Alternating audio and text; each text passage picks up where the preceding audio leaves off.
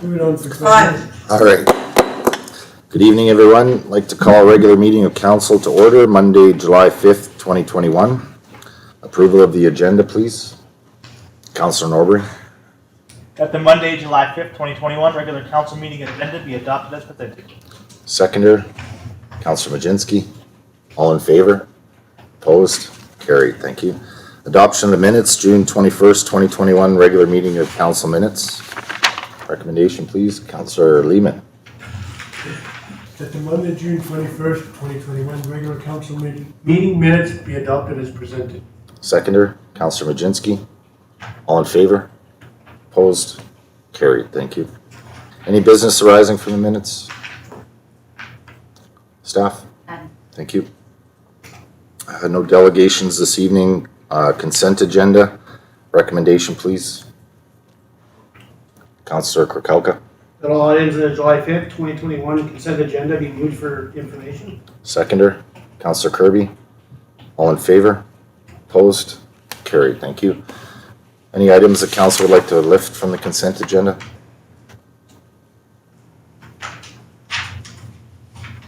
Okay.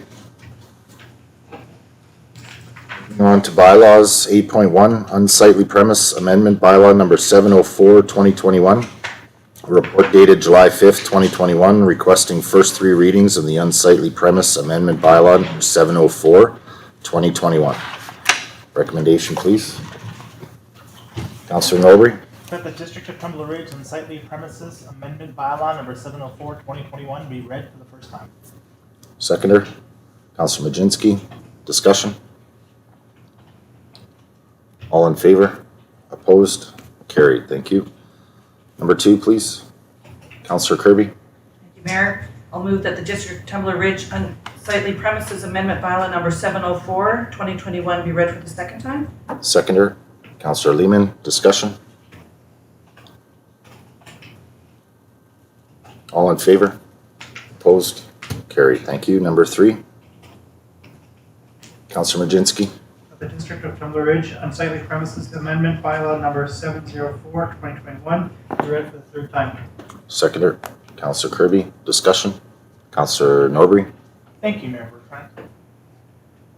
I wanted to add a little bit to this discussion as I think what has been created here by staff is great. I'm glad to see that a lot of our residents' concerns are being addressed in this bylaw.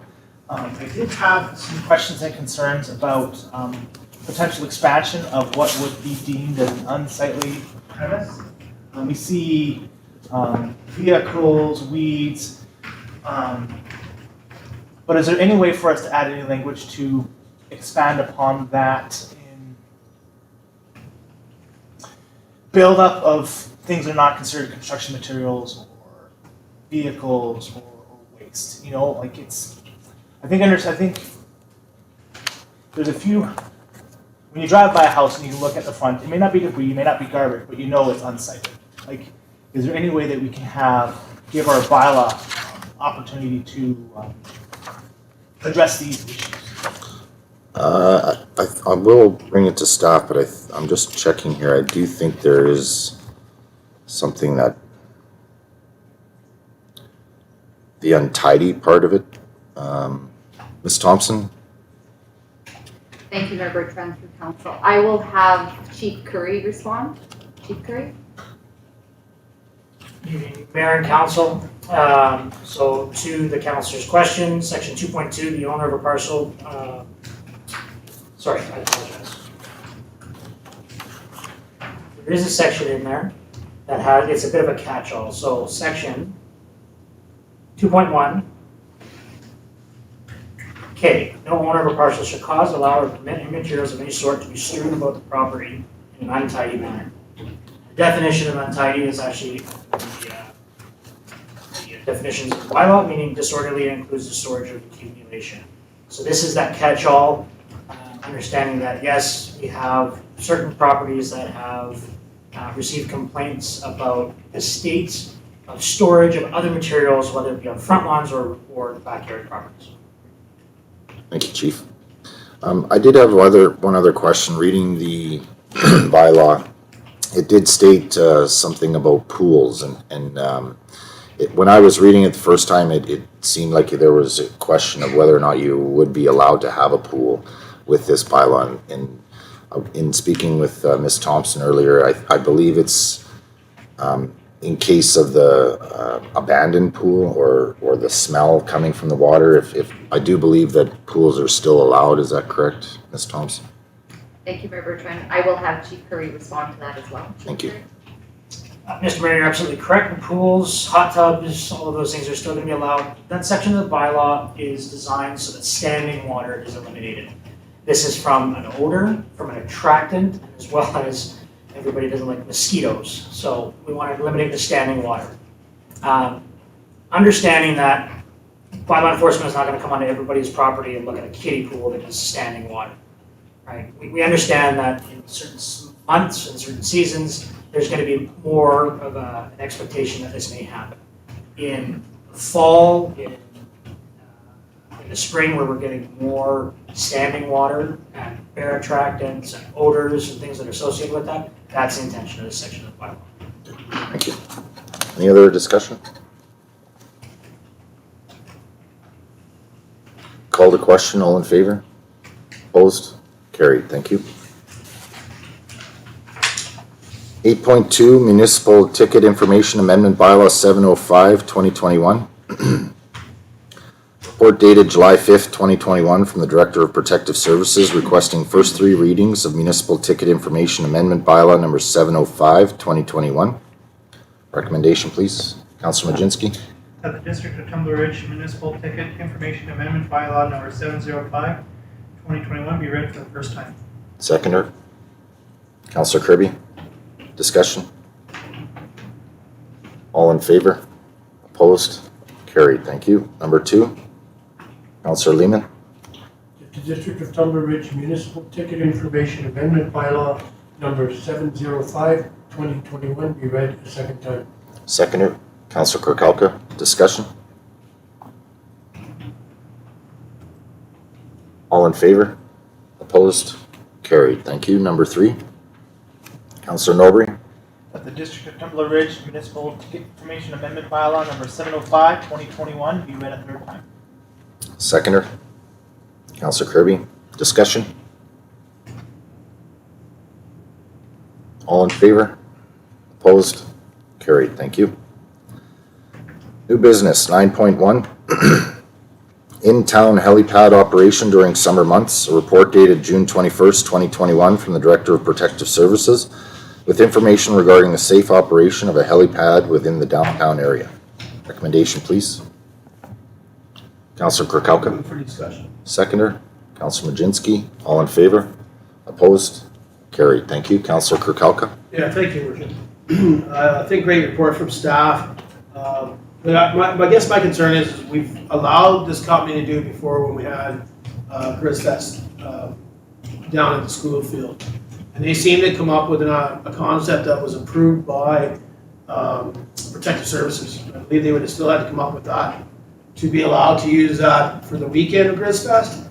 And in my thoughts, I don't see any difference of what they're asking us today, except for it's more weekends.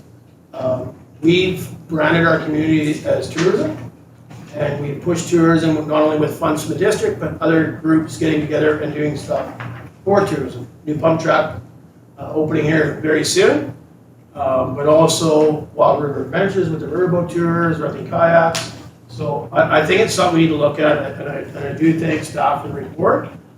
I just don't see a difference if it's every weekend, if it was just that weekend. They still would have had to come up with their safety plan and reading through to understand in regards to rock debris and stuff like that. But I would think that would be up to that company to make sure that is safe, just like the fire department does when STARS comes in or BC Ambulance's chopper comes in. And seeing there was a concern here in the last time we had a chopper in that they did have people on the walking path in terms of trail that the community force built. So I think, if council allows that, decides to allow this organization or company to do this, I think that needs to be included in their safety plan, how they prevent that, whether they have to have it roped off so they have to come around from the other side of the trailway so they're not coming into the flight path. But I'd like to hear what other council thinks, but I think it should be. something we definitely look at. It was asked by that company. Counselor Majinski? Yeah, thank you for your time. I do definitely like the idea of this. I do have a concern with the noise and the disturbance it would be in and around the community. That's my only concern, is just how loud it can be and how often it would be, like frequently all the time. We could also do it as a trial run and say, you know what, this year we'll let it go. Next year, if we have concerns, we can address them or say no more or whatever. But I could very well see this happening in the winter as well. There's a lot of winter activities that can be done, and that'd be a really good service to be provided here in the winter as well. Heli skiing and backcountry access for snowshoeing and stuff like that. So there is a lot more than just the summer for them, I think, and if we can help out a little bit, that's great, and have SARS here as well as if it's fenced at one point, that'd be ideal as well, just to keep people out so that they're not in there when it's designated. Okay, thank you. Counselor Kirby? Thank you, Mayor Bertrand. When Ridge Roaders were coming in during Grizzfest, we had to close off the road for that. So that's one of my concerns, is if we're going every weekend, does that mean a road closure every weekend? I like Councillor Majinski's idea of doing a trial, and I was thinking long weekends. This way, it's not every weekend, but you can maybe tie it into an event. So that's when we seem to be the busiest, whether it's winter or summer.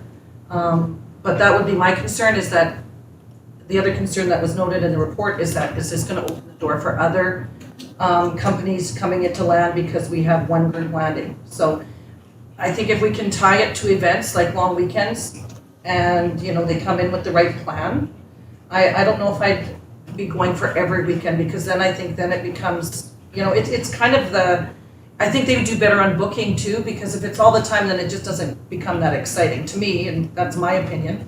But I would like to see just on long weekends to start, just for a trial. Thank you. Counselor Kirkowka? So just on that, just clarification from Councillor Kirby.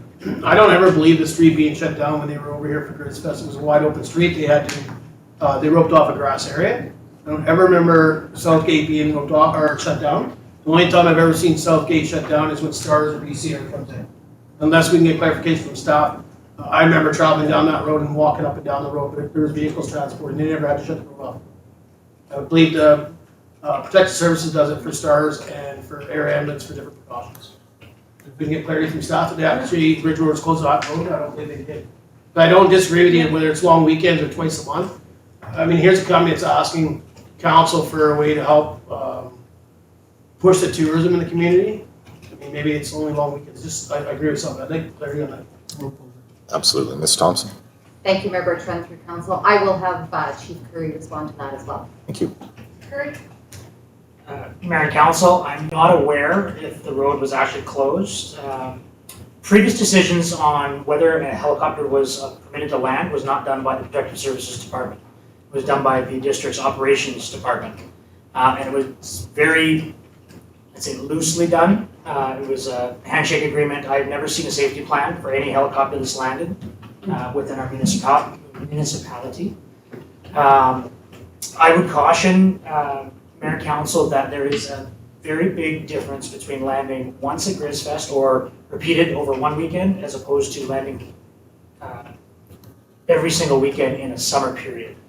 We're talking about high risk, high frequency as opposed to high risk, low frequency events that are going to happen. We just are pushing and rolling that dice for something to go wrong where the district may be held liable both through legal action as well as fines levied through Transport Canada should we permit this.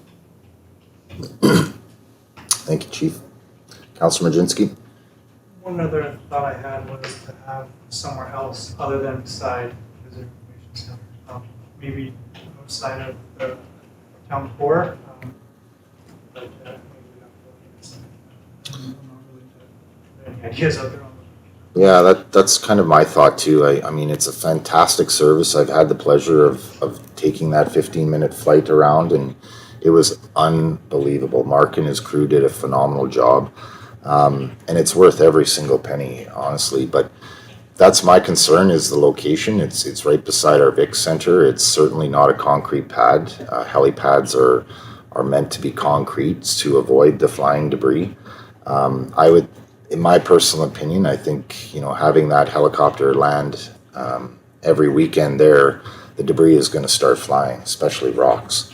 So, you know, if council is committed to this, we either go all in or not at all, because I think to leave it up to the helicopter company to try and make that gravel pad safe all summer long, I think we're asking for trouble, in my opinion. So I agree with Councillor Majinski. I think, you know, if we could find another suitable spot, possibly the Ball Diamond area, something in that range, I'm not sure. But, you know, downtown is definitely convenient, but it's certainly not ideal for a helicopter landing pad. Councillor Majinski?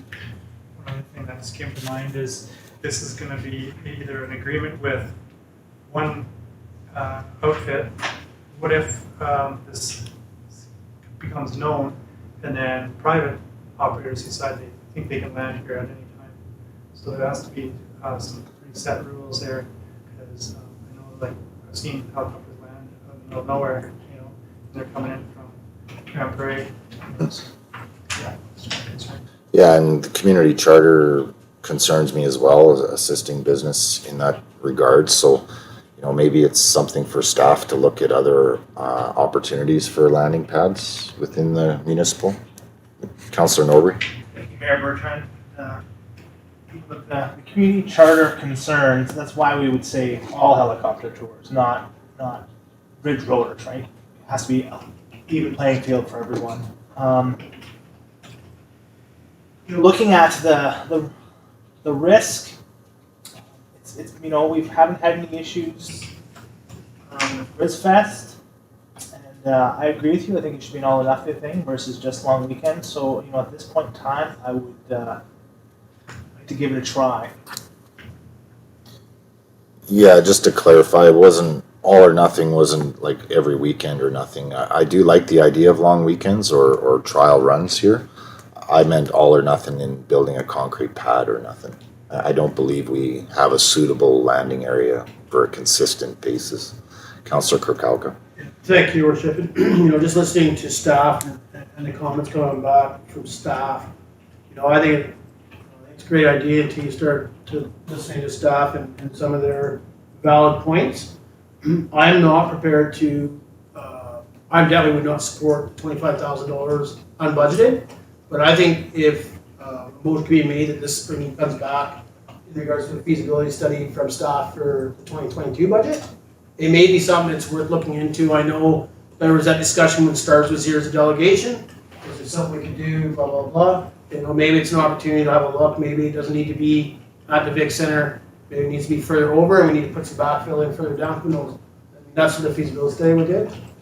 My concern, at first I didn't actually have one. I thought it was a good idea, whether it was every long weekend or whatever, but listening from staff side, I think we should step on this one lightly when you talk about, I mean, we always have liability, but you know, that is a concern. I think I didn't realize, and I apologize to staff, that it was a different department that was doing the approval previously. But I just know, and I've taken flights from over there. They used to have, my eyes are definitely not staff to go around and make sure they're doing it, but it looked like the setup was pretty good over there. The way they had it roped off, the choppers always left a direction away from the community. So even inbound, they came in over the bush that's been cut down by the Durban Trail, and they left the same way. So they're not flying over the high school, they're not flying over the downtown, they're leaving the one way and coming in the same way. So that's where I didn't see so much of an issue. But listening to staff, I think, you know, a little bit concerning if we push that through, we're holding staff. Yeah. Councillor Lehman? Thank you, Mayor. I think the idea of the ball diamond is actually not a bad one because it's already fenced off. So you could have them land inside the fenced off area, and then the people that are going to fly could be, there's, you know, Parking. be outside the fence, and there's ample parking. It's not that far from anywhere really. So I think it's maybe an option that we could consider. Might be better than having it here. Council be interested in a report from staff on other location or possible locations? Councillor Norby? I'd be interested in maybe getting a little clarity on what the limits imposed upon us for operating a helipad could potentially be. Does it need to be a concrete pad? Liabilities. Can it be grass? Yeah, because I mean, if we are potentially at a risk of liability, then maybe we should get a little more information on how we can limit the liability, yet still allow for opportunities for business development. Yeah, absolutely. I do like the idea of helicopter service within town. You know, the airport is quite a ways out of town for people to rendezvous out there. So I'll motion or move that council direct staff to prepare a report on other options for a helipad within the municipal boundary and what kind of specifications and liabilities the district would be responsible for. Did I say that slow enough? Seconder? Councilor Majinski? Discussion? Councilor Kirkowka? Yeah, I can't support that. My concept there is we've had an operator that's approached the district, approached council. I think it should go back to them first to see their opinion before we have staff go and do another report. They might have been interested in this location for the reason of it being downtown, people seeing it. I mean, that's how Grizz, I mean, don't get me wrong, there's a lot of people at Grizz Fest, they see it and they go over. Well, what's this about? It's $65 or whatever their amount was at that point. Right, so they may not be interested in another location. The reason they've asked that location is because it is downtown, the traffic flow, the people walking around, the people seeing it. If it, you know, if staff comes up with another direction, they may not be interested. So I get a report if they're not interested in having it looked at a different location, whether it's a ball diamonds, soccer pitch fields, wherever it may be. That would be my only 2 cents. Yeah, no, I agree with you. It does make sense. I wouldn't be in favor of building a helipad on that specific property. Councilor Kirby? Thank you, Mayor Bertrand. I was just gonna kind of echo Councilor Kirkowski because I don't think we're in the need of a report right now. If anything, we could invite Ridge Roaders to come in and present to us and just maybe see what other options we have for them. I think first off, their signage on the highway, they had a problem with. They couldn't build or put up a sign that was big enough to advertise properly. Maybe they could have a sandwich board or signage right at the Vic Center saying there's flights available, you know, talk to staff inside just to, you know, get the word around. And with the fairgrounds, they're not even gonna be at the school anymore, they're gonna be out across from an RV park, so, you know, just maybe that won't be the exact place they want it anymore, so just on that, I wouldn't support this motion. Okay. Councilor Norbury? Thank you, Mayor Bertrand. I support your motion recommendation because I think it shows Ridge Roaders that, or excuse me, we're trying to show helicopter organizations that we may not be fully interested in operating a helipad downtown, but we are willing to look into it, look into something, right? It's like kind of meeting you halfway. Yeah. I do understand the concern about staff's time, but I like your idea of a report.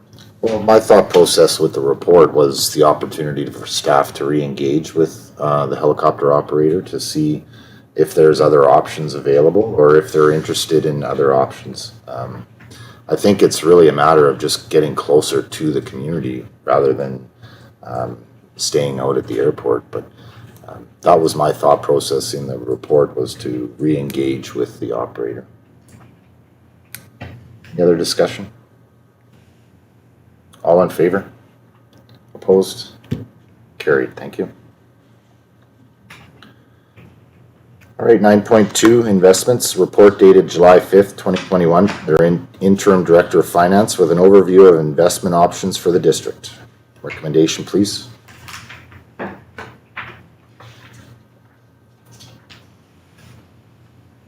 Councilor Kirby? Thank you, Mayor Bertrand. I'll move that council accept the investment report for discussion. Seconder? Councilor Lehman? All in favor? Opposed? Carried. Thank you. Councilor Kirby? I would like to move that the District of Tumbler Ridge place investments at the Lakeview Credit Union, North Peace Savings and Credit Union, Canaccord, Genuity, and MFA. Seconder. Counselor Norbury, discussion. Thank you to staff for putting this report together and trying to get every little 0.1% we can get. Appreciate the effort. I do agree with the recommendation as well. It's a terrible environment right now, so happy to get what we get, but certainly we hopefully will get better in the future. But it is a terrible investment now. Councillor Majinski. Thank you, Richard. If I may ask if we can get an explanation on the Concord Genuity, and the stipulations behind that one. We have to do a payback, or there's a percentage held back or something? I believe it was just the fees, but Ms. Thompson? Ms. Thompson? Thank you, Representative Council. You are correct that there is a fee that is involved. The interest rates that are provided to council are net fees. It's 0.1 that they keep as their fees for investing in our funds. And the interest rates there will be between 0.74% and 1.31% for a 1 year term. Okay, thank you. Any other discussion? All in favor? Opposed? Carried, thank you. 9.3, appointment of Chief Financial Officer. Report dated July 5th, 2021 from the Director of Corporate Services requesting the formal appointment of Lisa Tegerty as the Chief Financial Officer for the District of Tumbler Ridge. Recommendation, I'd like to move that Council appoints Lisa Tegerty to the statutory position of Chief Financial Officer for the District of Tumbler Ridge as described under Appointment of Municipal Officers Bylaw number 582 and Section 149 of the Community Charter. Seconder, Councillor Kirkhalka. Discussion. Councillor Norbury. Welcome to the team. Absolutely. And thank you very much to Ms. Sanders for, I would say, coming to our rescue. Thank you. All in favor? Opposed? Carried. Thank you. 9.4, Financial Institution Signing Authorities Update. A report dated July 5th, 2021 from the Director of Corporate Services regarding updating signing authority at financial institutions. Recommendation, please. Councillor Kirby. I'll move that the district signing authorities of North Peace Savings and Credit Union are updated to reflect the removal of Doug Beal and Selma Schreiber and the addition of Jennifer Thompson and Lisa Tegerty, and that the district signing authorities of Lakeview Credit Union are updated to reflect the removal of Doug Beal and the addition of Dustin Curry, Stacy Miranda, John Simcock, and Lisa Tegerty, and further that the district signing authorities for BMO are updated to reflect the removal of Selma Schreiber and the addition of Keith Bertrand, Jennifer Thompson, Aline Torville, and Lisa Tegerty. Seconder, Councillor Lehman. Discussion. All in favor? Opposed? Carried. Thank you. 9.5, Fairground Modular Structure Roof. Report dated July 5th, 2021 from the Director of Corporate Services and Facilities regarding repair costs for the roof of the Fairgrounds modular structure. Recommendation, please. Councillor Kirby. I'd like to move that council approves the contract for the roof repair to Summit Roofing and Repair for $22,932, which includes a 12% contingency. Seconder, Councillor Norbert. Discussion. Councillor Kirkhalka. So again, I was in and last minute talked to Ms. Thompson, because in the last discussion we all had was we were also looking for a quote or a report as well for a building of a new structure. To have that in front of us so we can make a decision when you think of what it costs us to move it, now it costs of the roof, and who knows what other costs may arrive later down the road, next year and moving on. No disrespect to staff didn't have time. So that comes down to us to adding report after report after report, just like tonight. So again, we got to, no disrespect to staff, but an unfinished report because we've got too much time. So that's a concern when to me is, that's the information I was looking for. I understand talking to Ms. Thompson in regards to the leaks, and they're only getting worse, or they're getting bigger, or whatever it may be out there. I am gonna vote in favor of this. I'm not in favor, but I am gonna vote in favor. I believe it is an asset of the districts, but it is also part of the agreement that we had with the TRD Society. But again, I think it would have been nice to have that other information in front of us.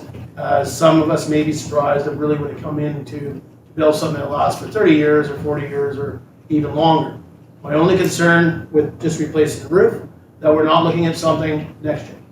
Because something has gone in between something and now we have other issues. That's all I'll say. Okay. Councillor Norbury? Thank you, Mayor Bertrand. You know, I was one who asked for the stipulation of the new building, but I mean, at the end of the day, you know, the issue of the leaky roof is so important that this has to be put in front of us again. And you know, I support the new roof. We can look at the cost of a new building, and then we can weigh that versus the potential life expectancy of 25 years. Right? Like it says in the report that we have an asset that can last 25 years. Maybe we don't need a building. Right? It was foolhardy to even ask. So you know, fair enough. At this point in time, I'm in support as I was previously. Not only because of the importance of the organization that is out there developing this for us, but also our responsibilities as the leaseholder. Okay, thank you.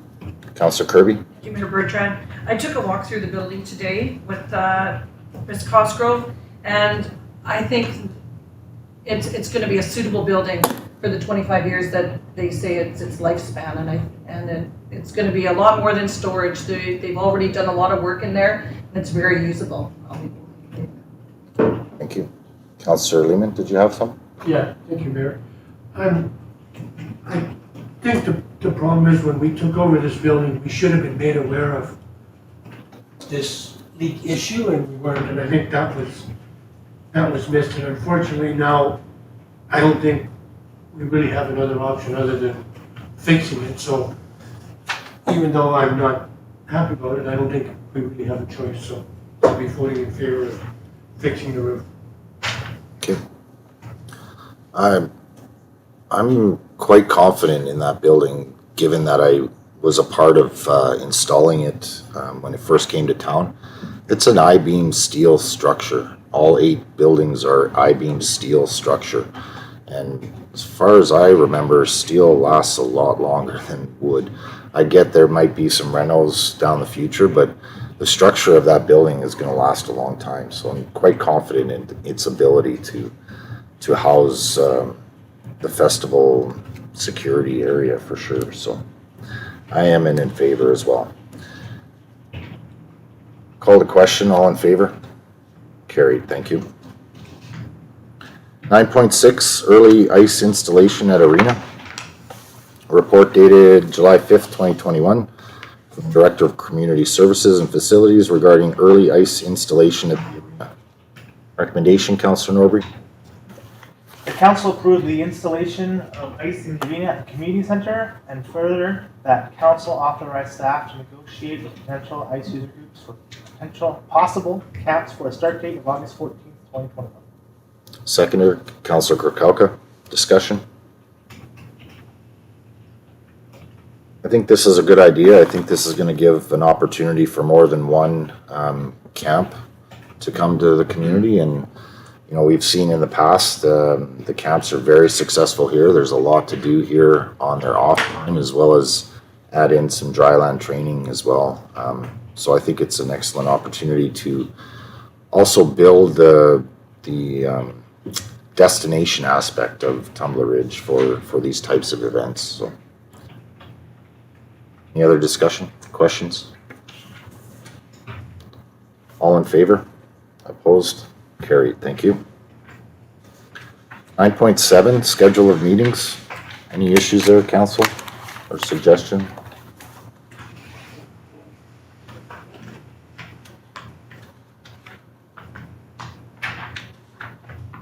Staff, any concerns? None. No. see we do have the OCP review workshop on the 12th. Is everyone able to make that? Yeah. Okay. Councilor Kirkowka, you still on? No, I'll be here. Yep, perfect. Okay. Any notice of motions this evening? And councilor's business? Thank you, Councilor Norbury and Councilor Kirkowka for the reports. Any other councilor's business? Councilor Majinski? King River Trent. Had a Zoom call with Eastern BC Tourism. It was actually a really good one because there was 3 different presentations. One was from BC Parks, one from Wolverine North Mountain Society, and then one from Revelstoke Cycling Association. And they were talking about the trails, networks, tourism, what it does to their community. All of them were all very good presentations, and they weren't too long, so it wasn't too tiresome to listen to like a 30-minute speech. They're all engaging. So Charlestown did a very good job with the Wolverine North Mountain Society, telling about the volunteers, what we do, how we get our memberships in our community. They're a lifetime membership, $20, I believe. They're always looking for volunteers for trail maintenance, helping with anything that we can. And then say even for the Emperor's Challenge, there's always needing bodies there to help out with water distribution or whatever, right? So that was some of their things that they talked about, and about the 30 trails that are in our area that they maintain, over 100 kilometers. So talked a lot about that, just to let everybody else in the Northeast know about us. So it was really well received there. And then BC Parks, and I actually brought up a couple of concerns I had in our area with them that they weren't aware of. So one was Stony and Bear Hole, the access roads going in, so they're not that well maintained. And so I asked, what is their time frame and how often do they do this? Is there a regular basis when they should update the public and know when they're going to be grading these roads, and they have an answer on that, as well as the boat launches, how they are impassable. Stony is terrible. There's a stump in it. It's a big drop off. Same with Bear Hole, not very easy to get in and out of. And then also the tenting areas. So they promote this tenting and backcountry to these sites, but the tent areas are not level, so you sleep on a slope, and you can't put in tent pegs. So I brought those up, and they weren't even aware of those. So they say that they are welcome to take in any emails and criticism and updates that they can see, right? So, and then Revelstoke Cycling Association was really good. It was the president on the phone call. They did a presentation, and they actually have a paid trail crew there. So what they do is go and they don't develop the trails, but they maintain them. And they also have a grant writer that gets paid. Pay the grant writer $5,000, kind of like what we do here, and then they try to bring in more revenue. So they see it as a very beneficial thing for them because they brought in $95,000, which I think our grant writer has done a heck of a lot more than that, but they were really proud of that. So put in $5,000, they got $95,000, so they thought that was great. So that's kind of neat. And then they talked about some of the challenges in Revelstoke and with the tourism of biking and stuff like that. One of them was in regards to expanding. They don't have enough time to build as much trails as they would like to, the demand, so they're kind of handheld.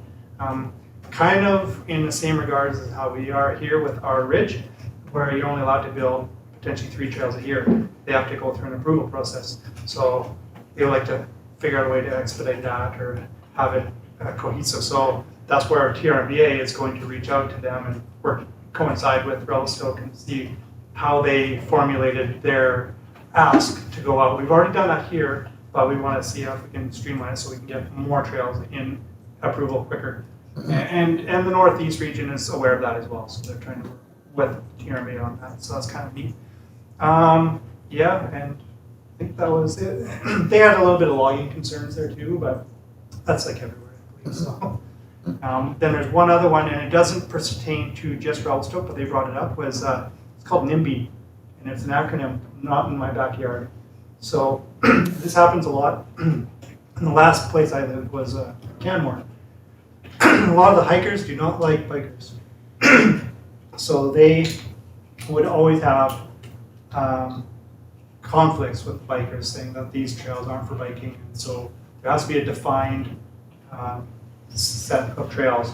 And that's the same thing, I actually brought it up as well because of motorbikes, dirt bikes and stuff. And they don't have that issue because they have a very strong ATV and motorbike club there. And they work together with the mountain bikers. So it's very important, and they've said that you work with all of your user groups as best as you can, and it works out quite well. So, Yeah. and it's just some of the hardcore hikers and some of these other mountain towns like Canmore where they just want to see just the hiking in their notes. You just have to have an open mind sometimes and adjust and have these multi-use trails. So for BC parks, if you want to bike on, they have to be considered a multi-use trail.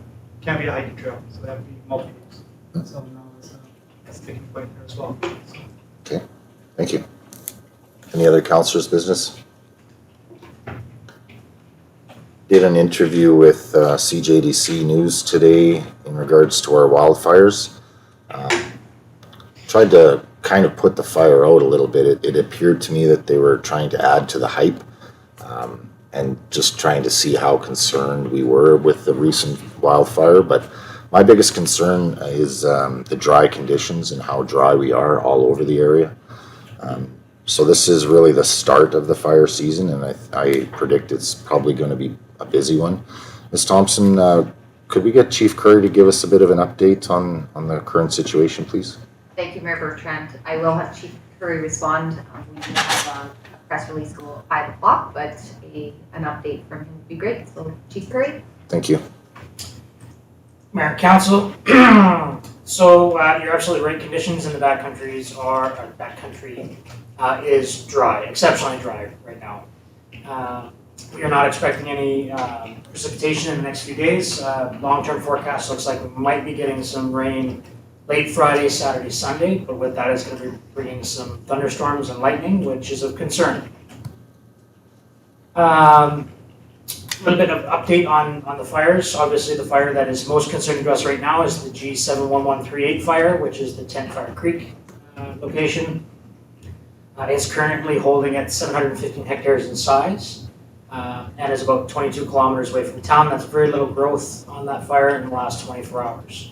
The weather, the cooler temperatures we're getting at night, the prevailing winds that are actually blowing away from town right now are assisting in that.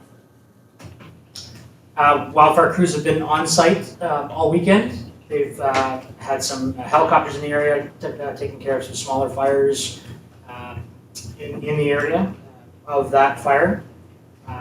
They've been working with heavy equipment in order to put in contingency guards and fire guards around it, and they're coming up with a plan on how to indirectly fight it. Right now they're going to be letting it burn to these guards, and haven't actioned it with actual boots on the ground firefighters yet.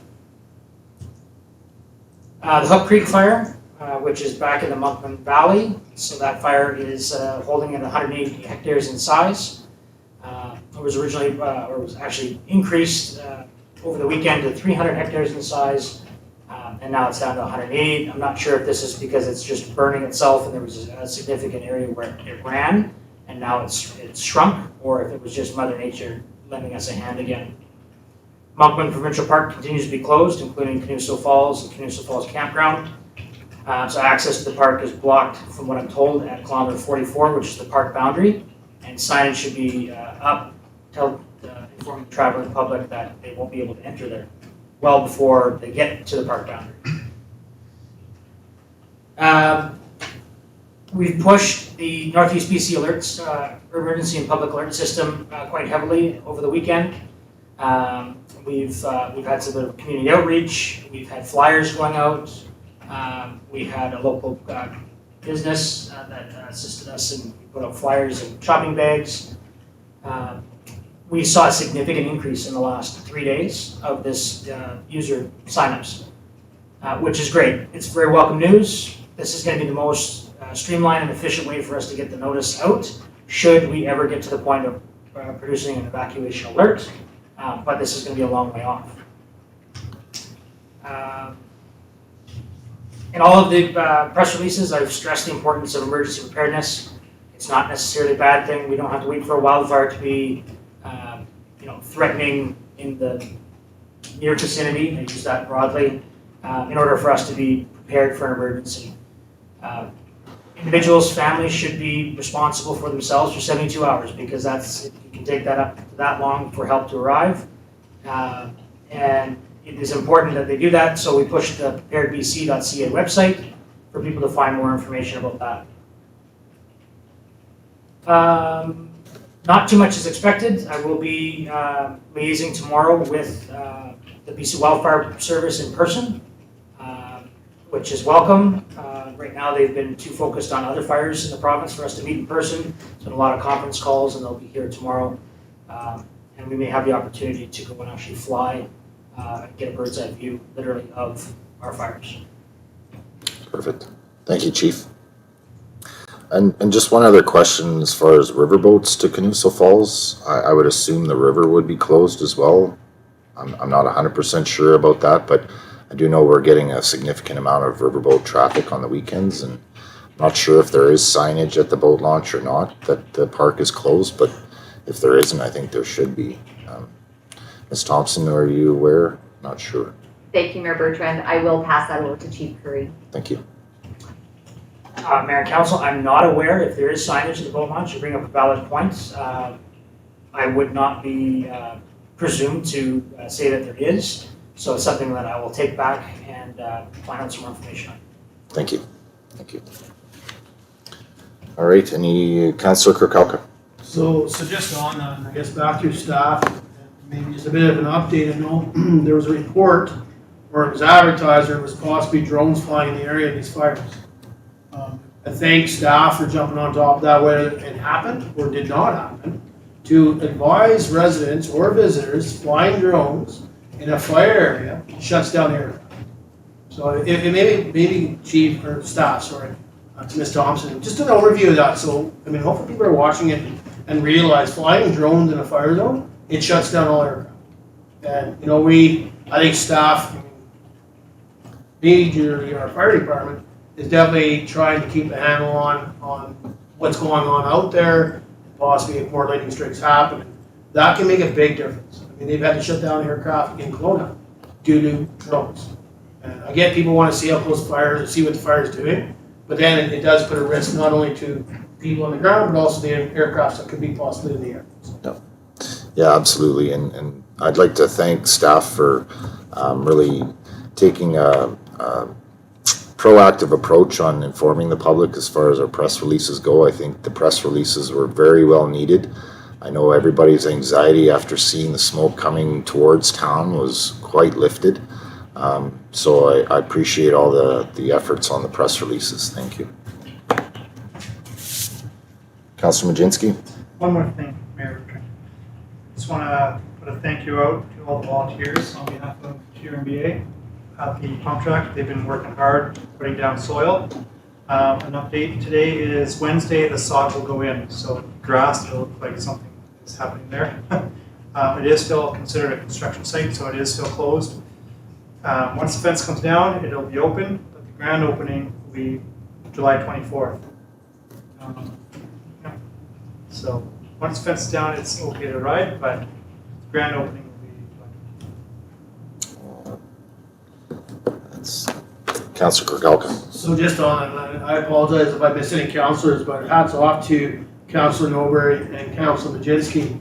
I believe they were trucking some pretty heavy asphalt there, so it's great to see council get involved. I know I couldn't do it, but hats off to you two guys getting involved. And if any other councillor, even staff, was involved, I mean, hats off. It's part of the community, so hats off to you too, for sure. I see Absolutely. you both working hard. Yeah. All the volunteer work around this community is quite impressive. Size of you. All right, Ms. Thompson, any questions and answers, or questions, I should say? Thank you, Mayor Bertrand. I have none. Okay, thank you. Adjournment. Recommendation, please. Councillor Kirkhalka. Let the Monday, July 5th, 2021 regular council meeting be adjourned. Seconder, Councillor Lehman. All in favor? Opposed? Carried. Thank you. Thank you, staff. Welcome again, Lisa.